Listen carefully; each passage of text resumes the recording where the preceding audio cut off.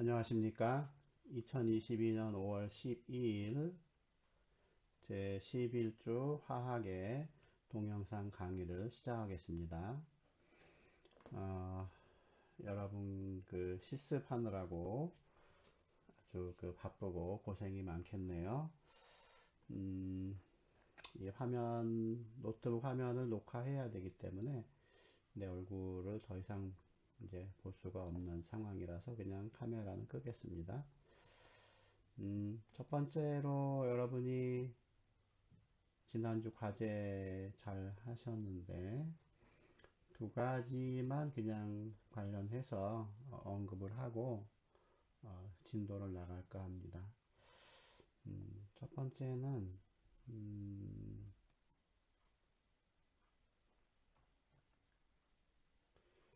자, 요런 계산 문제에 관련된 건데 조금만 크게 해서 잘 했습니다. 기체의 몰수를 계산하고 이렇게 나왔어요. 0.016. 그리고 이제 질량 나누기 몰수해서 모질량을 계산을 잘 했는데 여기는 이제 다섯 개 유효숫자로 표시를 했는데 실제로 문제에서 제시된 숫자는 이제 리터를 보면 0.1이라고 하지 않고 100이라고 했죠. 그러니까 이제 이게 제일 작은 개수인데 세 개의 유효숫자까지 표시하는 문제예요. 그러니까 이 안에 있는 뭐라고 할까 입력 데이터들을 최소한 유효숫자 3개까지는 가지고 있어야 된다 하는 겁니다. 그래서 이게 0.082보다는 한 자리 더 아니면 두 자리 더 3개보다 많아야 되니까 답도 0.0016보다는 좀 더 많게 아마 계산하면 이렇게 요 근처로 나올 거예요.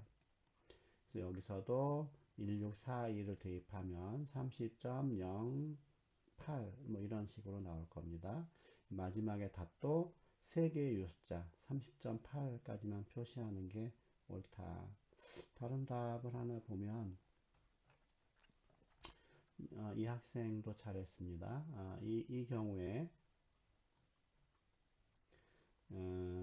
그러니까 여기는 이제 제대로 된 풀인데 몰수를 따로 계산하지 않고 몰질량 공식에다가 숫자들을 그냥 쭉 대입을 한 거예요. 이렇게 전부 세 자리 이상, 세 개 이상의 유효 숫자를 대입했죠. 마지막에 대입할 때. 그래서 압력을 먼저 계산을 해서 4039가 나왔는데 혹시라도 이게 어떤 학생이 또 0.4라고 해버리면 여기 0.4밖에 안 되겠죠. 그렇죠? 0.4 이렇게 하면 이제 숫자도 달라질 겁니다. 이런 것보다는 마지막 답을 3개 이상의 유효 숫자로 얻으려면 이게 문제의 원문인 것 같은데 보니까 제시된 숫자가 유효 숫자로 보면은 3개, 3개, 3개 요게 2개지만 273을 더하면서 3개로 바뀌어요. 유효 숫자가. 그래서 답도 3개까지 적는 게 낫다.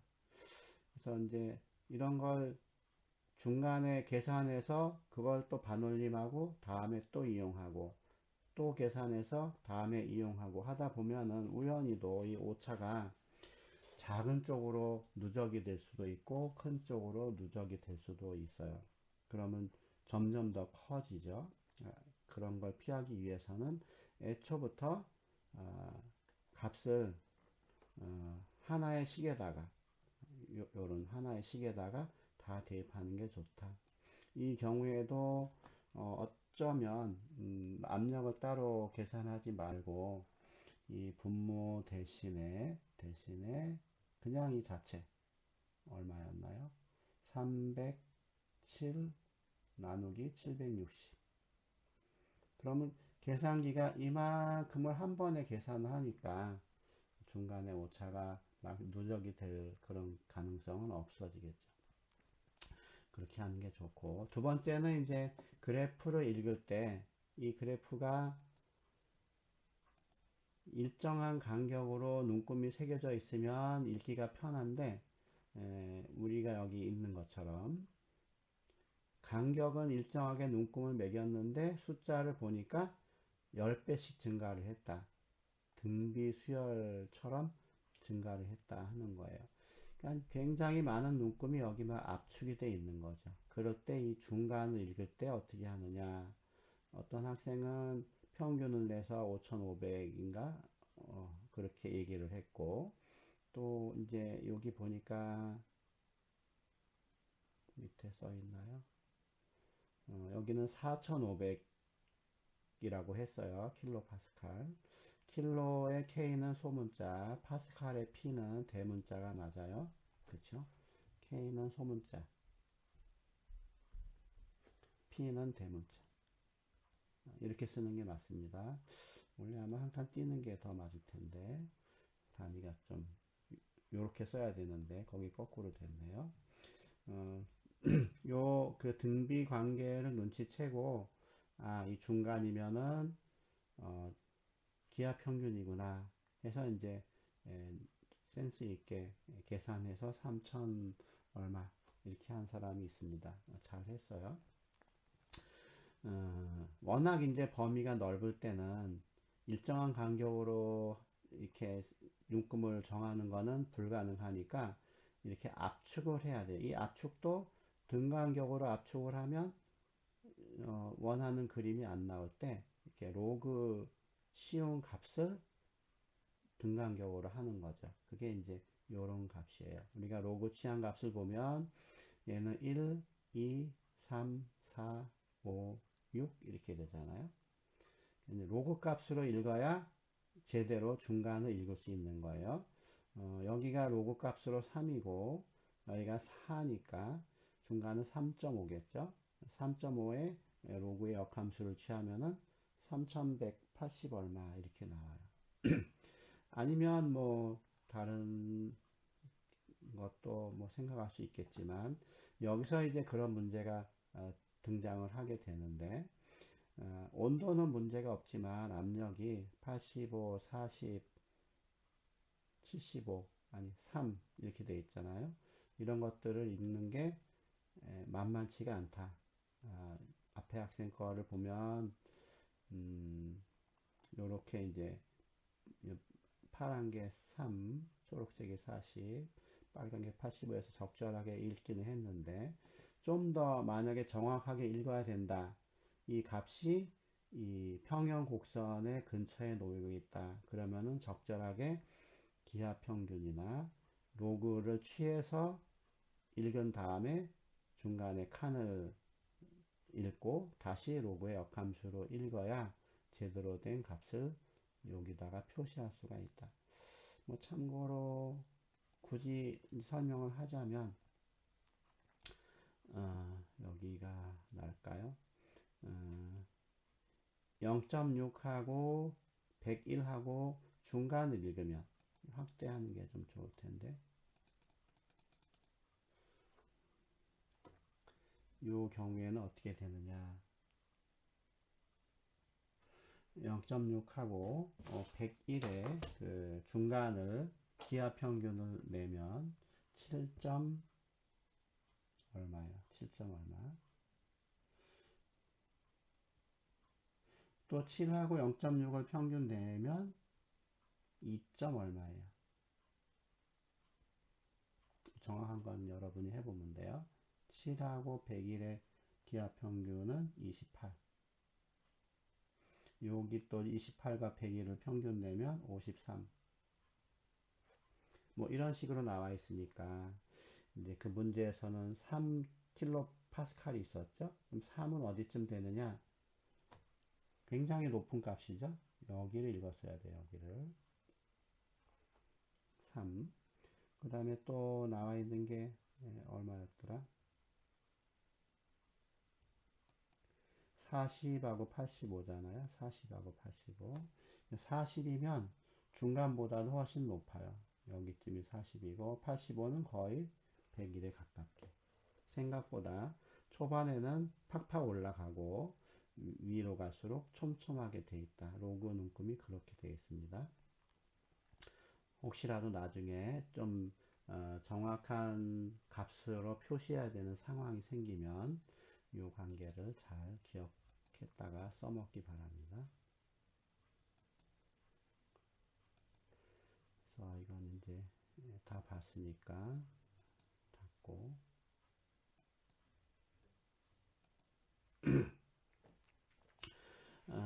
이제 순수한 물에 대한 또는 이산화탄소에 대한 상평형 그림. 네, 카톡에다가 이게 그냥 벤 다이어그램이 하도 익어서 벤 다이어그램 했는데 상평형 그림이 맞는 겁니다.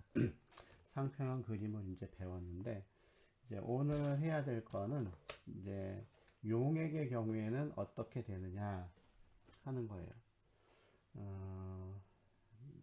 써서 설명하기에는 시간이 그렇게 많지가 않기 때문에 그냥 제목만 한번 얘기를 할게요. 우리가 순수한 물이 있습니다.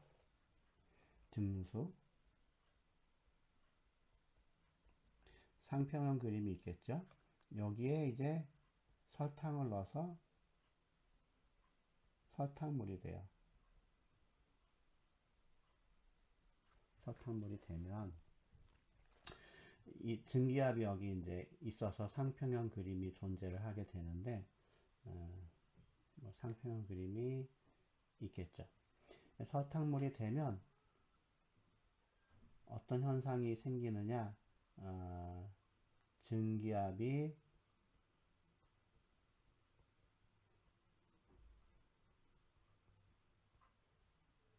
낮아진다. 그러니까 순수한 용매와 용액을 비교하면 용액의 증기압, 용액에서의 용매의 증기압은 원래 용매만 있을 때 증기압보다 낮아진다 하는 거예요. 그러니까 얼마나 낮아지느냐 하는 건 이제 농도에 따라 다르겠죠. 당연히 진할수록 많이 낮아져요. 이런 관계를 수식으로 정리한 사람이 라울이에요. 그래서 라울의 법칙 하는 얘기가 있는데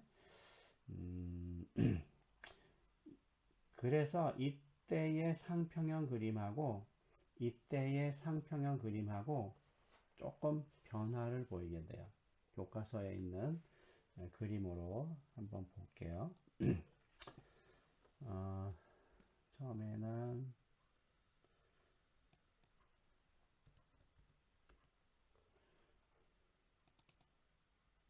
자, 요 그림을 모델로 한번 보면 순수한 물이 여기 있고 이제 뭐 설탕물, 소금물, 포도당액 이런 식으로 일단 용질이 물에 녹은 용질이 휘발성이 없다 가정하고 생각을 하면 물만 있을 때는 이 표면에 평형이 됐다면 증발하는 그 물 분자의 그 상황하고 응결되는 수증기가 응결되는 분자의 그 개수가 시간에 대해서 똑같이 나오기 때문에 평형이 된 거죠.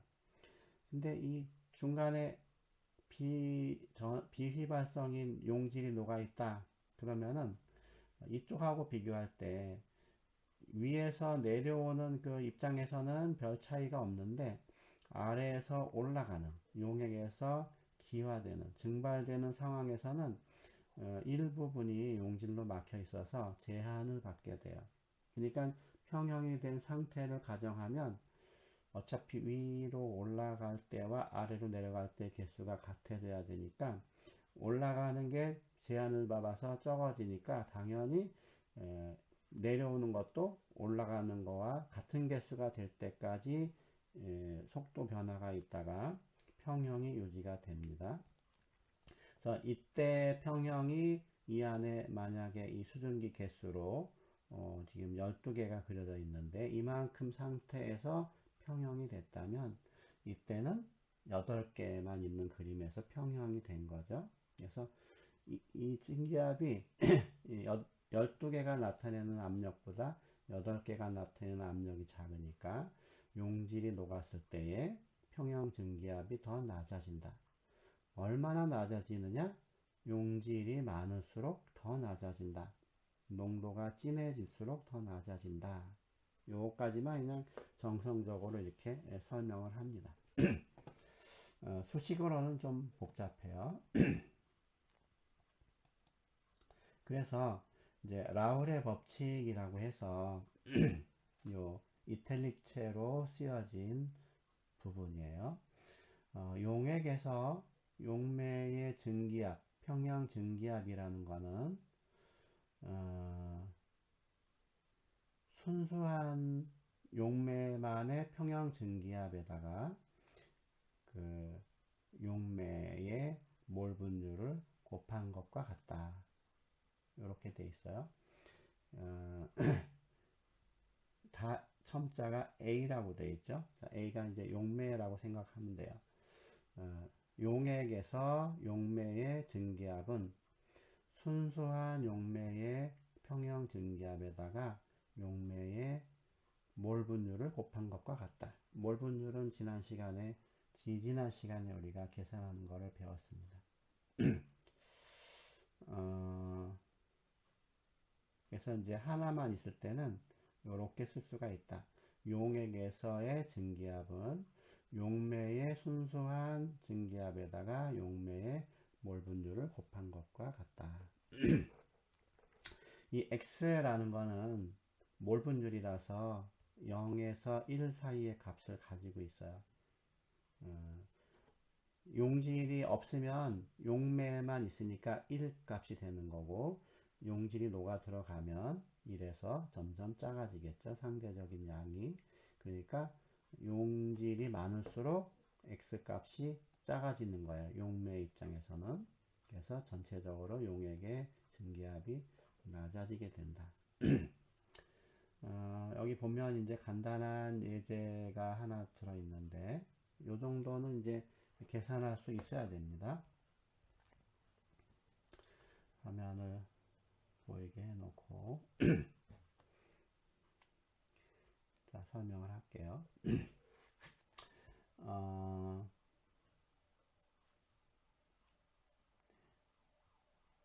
여기 보니까 글리세린 걸쭉한 그 끈적끈적한 액체죠. 글리세린 92.1g과 에탄올 184g이 섞인 용액이 있다. 에탄올은 휘발성이 있는 거고 글리세린은 거의 뭐 휘발성이 없어요. 여기 보니까 non-volatile 써있죠.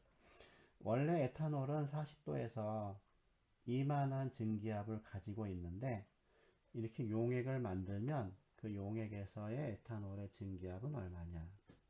용액의 증기압은 순수한 에탄올, 순수한 용매의 증기압에다가 용매, 에탄올의 몰 분율을 곱한 것과 같다.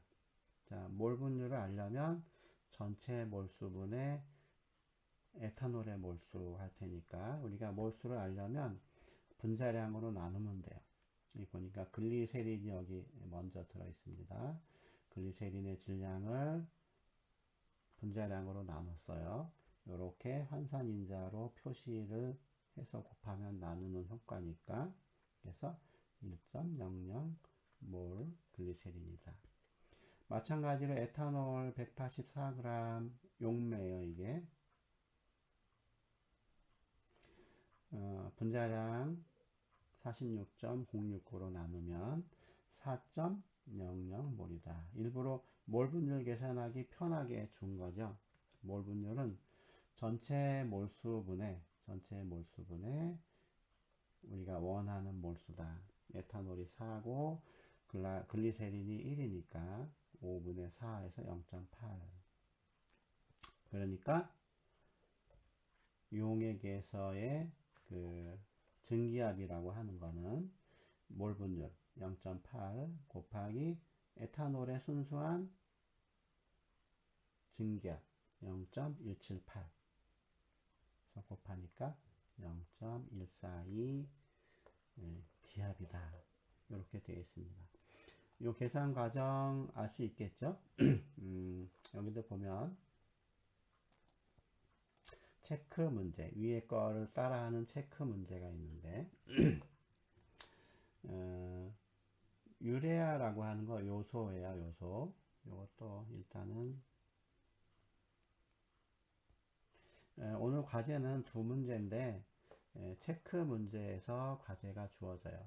그 중에 하나가 지금 이 체크예요. 이게 과제 1입니다. 이 문제를 풀어라. 답은 여기 나와 있어요. 계산 과정은 위에 있죠. 그래서 주어진 데이터들의 유효 숫자를 여러분이 다 써야 돼요. 그리고 분자량도 충분하게 유효 숫자를 확보해야 되고, 그래서 식을 잘 세워서 이런 식으로 계산을 하는데 답이 유효 숫자가 딱 떨어지도록 23.4 토르가 나오도록 식을 여러분이 보여야 됩니다. 어차피 답은 나와 있으니까. 그래서 계산 과정을 쓰는데 그 입력되는 수치들을 너무 미리 잘라버리지 말고 전부 다 사용을 해서 최종적으로 계산기로 눌렀을 때 이제 반올림해서 이 값이 나오도록 중간 과정을 충실하게 입력을 해라, 적어봐라, 나타내봐라 하는 거예요. 이제 답이 있기 때문에 좀 쉽기는 한데 여러분이 이제 실습 기간으로 바쁘니까 체크 문제만 두 개를 오늘은 과제로 줍니다. 첫 번째가 지금 나와 있는 633쪽에 있는 거예요.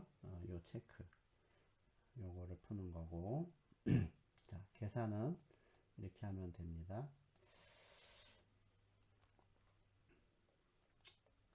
자, 이제 증류, 용액의 증류라는 거 간단히 설명을 하고 있어요. 단순 증류가 있고, 그 다음에 비휘발성이 녹아있는 그 용액에서 단순 증류하는 게 있고, 휘발성인 용질들이 여러 개 녹아있는 석유 같은 거, 원유 같은 거, 그때는 단순 증류가 아니고 분별 증류라고 해서 여러 단계 거쳐서 하는데, 그 정유 공장에서 여러 가지 기름들을, 순수한 기름들을 분리하는 과정, 그거와 같은 내용입니다. 이건 따로 설명하지는 않고요. 오늘 설명할 거는 이제 총괄성이라고 해서 주로 네 가지 성질이 있어요. 타이틀만 보면 끓는 점이 올라간다 관계식이 있고요. 몇 개의 기본적인 상수가 주어지고 예제가 있고 또 다른 예제가 있고 체크가 있죠. 오늘의 두 번째 과제는 이 부분이에요. 이게 이제 과제입니다. 같이 풀어보고 위에 체크를 풀어봐야 책에 있는 것 이렇게 표시하는 정도지만 그리고 나서 과제가 이제 주어집니다. 그 다음에 어느 점이 내려간다. 이 용액으로 되면서 변화하는 게 처음에 증기압이 내려간다. 두 번째 끓는 점이 올라간다. 세 번째 어는 점이 내려간다. 네 번째가 삼투 현상이 생긴다. 삼투압, 삼투 현상이 생긴다. 삼투압은 좀 나중에 나와요. 왜 자꾸 내려가냐 하면 이 그림 때문에 그래요. 처음에 파란색 실선으로 되어 있는 부분이 순수한 어떤 그 물질의 상평형 그림이에요. 이거 보니까 물은 아니고 일반적인 어떤 물질의 상평형 그림이다. 그런데 용액이 되면 증기압이 내려간다 그랬어요. 이 상평형 그림에서 증기압이 나타나는 부분이 어디냐? 액체와 기체 사이의 평형 곡선이죠. 그래서 여기서부터 여기까지가 순수한 액체의 증기압 곡선이에요. 평형 증기압. 용액이 되면 똑같은 온도에서 용액이 되면 이만한 증기압을 나타내던 것이 요만한 증기압을 나타내겠죠. 그런 식으로 여러 온도에서 증기압이 내려가는 그 점들을 표시해서 선으로 연결하면 이렇게 점선으로 이제 그 얼기 직전까지 증기압 곡선을 그리면 이렇게 돼요. 그 다음에 여기 이제 어는 상태가 되면 물론 압력에 따라 좀 다르겠지만 그 다음에는 이제 고체와 액체 사이에 평형 곡선이 만들어지고 그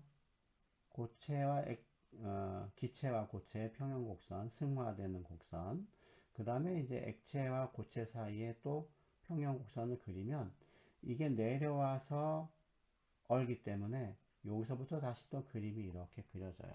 원래 이게 삼중점이었는데 용액에서는 이 점이 적절하게 이동해서 나타난다. 그때 이제 이 온도와 압력의 관계 중에 특별히 일기압일 때 만나는 점, 그 온도를 읽으면 어는 온도.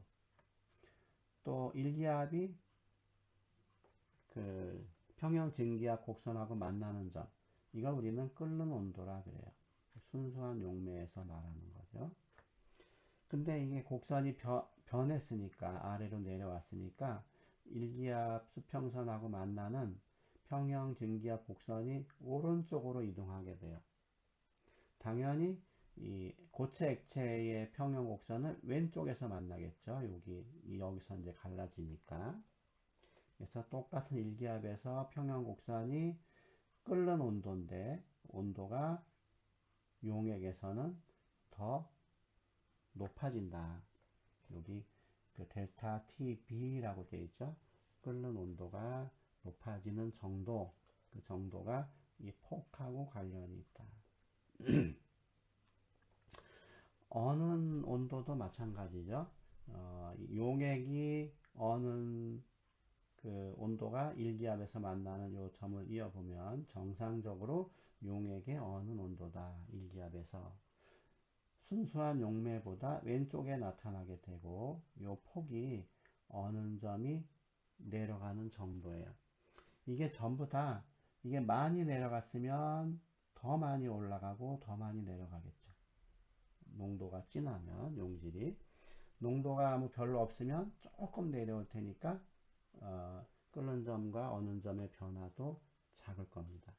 그래서 이 곡선으로부터 용액이 됐을 때 증기압이 내려가는 정도 델타 P, 끓는 점이 올라가는 정도 델타 T P, 어는 점이 내려가는 정도 델타 T F 이렇게 표시하는데 약간 수식을 엄밀하게 하기 위해서 어느 점에서는 절대값을 씌워야 이제 식이 맞아요. 부호가 문제가 돼서 나머지 두 개는 안 씌워도 됩니다. 얘네들이 전부 다 농도에 비례한다. 농도에 비례한다. 그런데 이 증기압 내림에서는 몰 분율이라는 농도를 사용해서 식을 세워요. 이 끓는 점 오름이나 어느 점 내림은 온도가 변하는 상황인데 몰랄 농도라는 스몰 m으로 표시되는 몰랄 농도를 써요. 몰 분율은 큰 X로 표시하죠. 어느 점이 내려가는 것도 몰랄 농도를 이용합니다. 이 그림에서 이 세 가지가 설명이 되고 또 다른 현상이 있는데 삼투 현상이라 그래요. 거기서 나타나는 압력을 삼투압이라 그러는데 삼투압도 농도에 관련이 있는데 이때는 일정한 온도에서 실험을 하는데 큰 M으로 표시되는 몰농도 요거에 관계된 식을 세운다. 이 네 가지가 전부 다 농도에 의존하는데 농도에 비례하는데 실제로 사용하는 농도의 단위는 농도의 종류는 달라요. 증기압 내림은 몰 분율, 끓는 점 오름과 어는 점 내림은 몰랄 농도, 삼투압은 몰 농도. 이 몰 농도는 온도에 민감하기 때문에 온도를 고정해 놓고 실험을 하는 겁니다. 그래서 오늘은 이제 위에 증기압 내림은 예제를 풀어봤고, 끓는 점 오름과 어는 점 내림만 예제를 한번 볼 텐데, 한번 보죠. 그래서 요 그림 위쪽에 있었으니까, 자, 끓는 점 오름.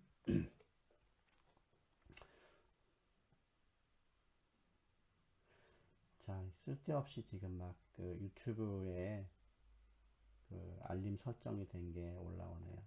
여러분은 무시하시기 바랍니다. 끓는 점이 올라가는 정도가 데타 TB라고 하면 농도에 비례한다, 몰랄 농도에 비례한다 하는 거고, 비례상수가 KB다. 이게 안 나타났으면 좋은데 요새 자꾸 뜨네요. 데타 T라는 것이 이제 끓는 점이니까 B라고 쓰는데, 얘가 농도에 비례한다. 비례할 때 항상 비례상수를 도입하면 등호로 놓을 수가 있다. 이때 비례상수를 K라고 쓰는데 끓는 점에 대한 거기 때문에 KB라고 쓴 거예요. 1몰랄 농도에 얼마씩 증가하느냐, 끓는 점 오름 상수라고 부른다. 아래 표에 있습니다. 그러면 이제 표를 먼저 보죠. 자, 이 표는 왼쪽이 끓는 점 오름 상수고 오른쪽이 어는 점 내림 상수예요. 요게 끓는 점 오름 상수, 끓는 점 오름 상수 KB, 그리고 원래 끓는 온도. 물 보면 알죠? 물은 100도에서 끓는데 1몰랄 농도마다 0.5도씩 높아진다. 클로로포름이나 벤젠 같은 거 많이 문제에 등장하게 되는데, 각각의 끓는 점이 주어져 있고 오름 상수가 2.53, 3.63이다. 자, 어는 점은 물이 0도에서 얼고 나머지는 요 온도에서 어는데, 어는 점도 1몰랄 농도마다 요만큼씩 낮아진다. 이거는 어는 점 내림 상수예요. 어는 점 내림 상수. 앞에 왼쪽 거는 끓는 점 오름 상수. 자, 요거를 알면 예제 11-7하고 7은 그냥 단순한 거고, 8 같이 이제 살펴볼게. 8인데 8도 금방 이용할 수가 있다. 근데 이 값을 알아야 되는데 물론 나와 있죠. 여기는 뭐 그냥 단순하게 벤젠에 어떤 비휘발성 물질이 녹아서 농도가 0.33 몰랄 농도다. 그러면 그대로 벤젠의 그 어는 점 내림 상수가 2.53, 농도가 0.33 곱하면 0.83도가 내려간다. 원래 올라간다. 원래 끓는 온도에서 올라간 온도를 더하면 80.1도에서 얼던 게 80.9도에서 온다. 이런 거 알 수 있겠죠? 우리가 라면 끓일 때도 그냥 물을 끓이면 100도에서 끓지만 수프를 미리 넣어버리면 더 높은 온도에서 끓어요. 익을 수 있는 조건이 좋아지는 거죠. 근데 진짜 100도냐 하는 거는 여러분이 과제를 해서 의심스럽기는 하죠. 이제 진짜 그 활용하는 문제는 예제 11의 8의 유형입니다. 그래서 보니까 뭐라고 되어 있냐면 클로로포름 800g에 아이오딘 92.1g, 클로로포름 800g에 92.1g. 여기 보면 클로로포름 저장을 해놓고 않고 CH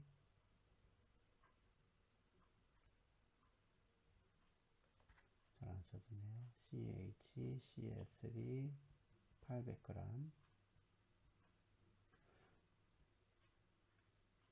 여기에 뭐가 92점 손이 다니까 잘 안 써지네요. 1g 아이오딘 92.1g이 섞여 있다. 자, 아이오딘은 휘발성이 없다고 보고 클로로포름 휘발성이 있는 건데 이 끓는 온도가 주어져 있죠. 이럴 때 이 용액의 끓는 온도는 이제 얼마나 올라갔을 텐데 몇 도에서 끓을 것이냐. 처음에 이제 몰랄 농도를 구해야 되니까 몰수를 알아야 돼요. 몰수를 알아야 돼요. 몰수를 먼저 계산을 합니다. 그리고 몰랄 농도를 구해요. 몰랄 농도는 어떻게 됐죠? 용매의 질량, 용매의 질량, 킬로그램 단위예요. 그러니까 여기서는 용매가 얘니까 0.8 되겠죠. 여기에 용질의 몰수 이렇게 돼요. 자, 여기 보니까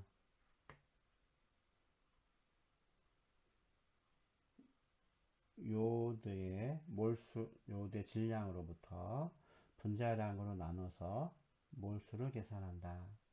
여기에 나오는 데이터들, 분자량은 원자량을 알아야 되니까 이때 원자량은 ptable.com에서 구하는 걸로 해요. 그래서 분자량으로 나누니까 0.363몰이 됐다. 그러면 이제 몰랄 농도를 구해요. 몰랄 농도는 0.800kg 곱하기 지금 구한 0.363 몰이다. 이게 이제 1보다 작으니까 조금 커지겠죠? 5 곱하고 4로 나누면 되니까 조금 커져서 0.454 몰 농도가 됐다. 그러면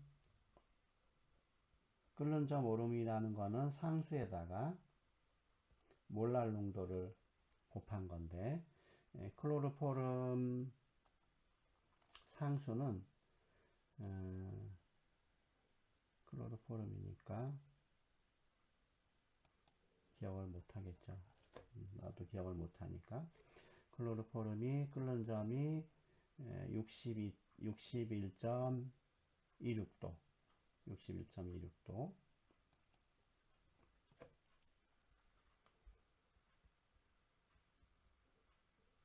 단위 생략하고 0.454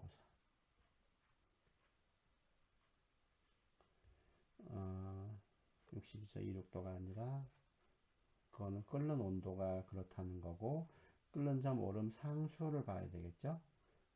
3.63 61.26에 3.63 3.63 그래서 3.63에다가 454를 곱하면 절반쯤 되니까 뭐 1.7 얼마? 1.65 이렇게 나와요. 여기는 구체적인 계산식은 안 써 있고 그냥 전략만 지금 여러분에게 설명을 하고 있죠. 그래서 1.65도씨가 올라간다. 높아진다. 원래 온도가 61.26이니까 거기다가 1.65를 더하면 62.91 그래서 마지막 최종적인 답은 61.91이다.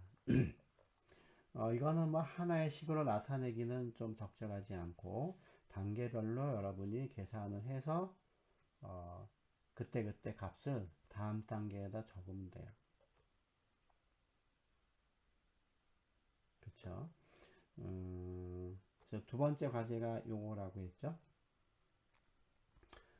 두 번째 과제가 요건데 요렇게 값이 주어져 있고 글리세린은 비휘발성이고 물에다가 녹인 거니까 좀 비교적 값들이 좀 친숙한 값이네요. 요걸 이제 계산을 해 보시고 풀이 과정은 위에 있는 거랑 똑같습니다. 어, 그게 아니었나요? 맞았나요? 여기까지 했죠. 자, 요게 이제 두 번째 과제였어요. 100.12가 나오면 돼요. 그러니까 끓는 점 오름이 0.12가 나오도록 계산하면 됩니다. 여기 유효 숫자가 두 개씩, 최소한 두 개씩 확보가 되어 있어요. 어느 점 내림은 상황이 똑같아서 앞에 거하고 완벽하게 그냥 나란히 쓰기만 하면 돼요. 그래서 어느 점이 내려가는 정도를 델타 TF라고 하면 몰랄 농도에 비례하고 상수를 곱해서 등호로 놓을 수 있다. 이때 KF는 위에 표에 있는 것처럼 어느 점 내림 상수다. 뭐 예제도 여기 똑같이 있죠. 일상생활에서 화학에서 요런 성질이 이제 쓰인다고 했는데 이 퀄리저티브라는 게 총괄이라는 뜻, 총괄. 그래서 총괄 얘기를 간단히 해야 될 텐데 지금 얘기했던 이 성질들 이런 거는 용질에 무관해요. 우리가 총괄성이라고 하는데 뭘 녹였느냐 하는 건 상관이 없다. 오로지 농도에만 의존한다. 증기압이 내려가는 거, 물에다가 포도당을 녹였냐, 설탕을 녹였냐, 소금을 녹였냐, 이런 거 중요하지 않다. 농도만 정해지면 똑같은 농도면 똑같이 변화가 일어난다 하는 거예요. 그래서 그런 게 뭐가 있느냐? 증기압 내림. 그 다음에 끓는 점, 오름. 그리고 어는 점, 내림. 삼투 현상에 의해 나타나는 삼투압.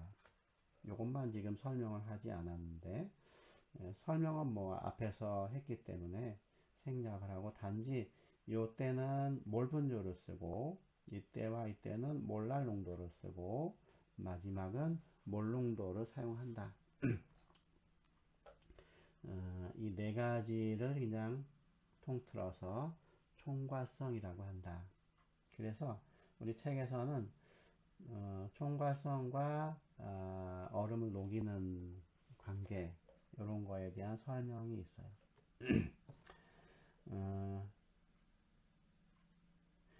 보니까 소금하고 2그룹에 있는 염화물들, 염화 칼슘, 염화 마그네슘 이런 것들이 도로에 있는 그 눈이나 얼음을 녹이는데 제일 흔하게 사용이 된다 하는 겁니다. 이거를 같이 써야지 효과가 좋다. 왜냐하면 이온 화합물은 비전해질보다 이온으로 되는 그 개수만큼의 거의 효과가 2배, 3배 늘기 때문에 같은 농도를 해도 더 많은 변화를 볼 수 있다 하는 게 여기 나와 있어요. 잘 읽어보시면 그런 뜻입니다. 근데 이제 꼭 그 2배, 3배가 되지는 않는데 뭐 거의 그렇게 비슷하게 가기는 해요.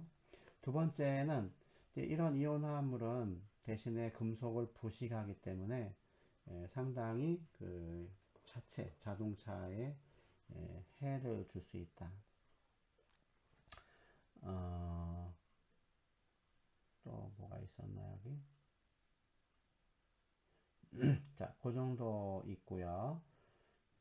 그래서 쭉 보니까 에틸렌 글라이콜, 프로필렌 글라이콜 그런 해가 있기 때문에 이제 이런 거를 쓸 수도 있는데 이런 거는 끓는 점도 더 높아지기 때문에 특별히 부동액에 사용이 된다 하는 겁니다. 자동차의 부동액에. 자동차 자동차에 냉각수가 있는데 냉각수가 얼면 안 되니까 어느 점을 낮추기 위해서 뭔가 녹여야 되는데 효과가 좋은 거는 이런 그 소금이나 이런 염화물인데 이런 거는 금속을 부식시켜서 안 되고 공유결합 화합물로 에틸렌 글라이콜을 많이 사용을 한다. 이런 거는 끓는 점도 어느 점도 내려주지만 얼지도 않게 하지만 끓는 점도 더 높여준다. 애초부터 얘네들은 끓는 점도 더 높은 데다가 물에 들어가서 촉과성 성질을 보이기 때문에 끓는 점도 더 높아진다. 일석이조의 효과가 있다 하는 거예요. 그리고 또 이제 추가적으로 나와 있는 게 아주 가열된 글라이콜은 아주 추운 겨울에 혹한기에 비행기의 표면에 분사시켜서 표면에 얼어있던 얼음 같은 거를 녹이고 더 얼지 않게 해준다 하는 설명까지 추가로 되어 있습니다. 그래서 그런 거와 관련된 사진이 이렇게 등장을 하죠. 그래서 설명은 여기까지 하고 여러분이 과제를 제대로 파악하지 못할까봐 과제를 여기다 한 번 더 써주고 마칠게요. 과제 1, 2는 둘 다 체크 문제예요.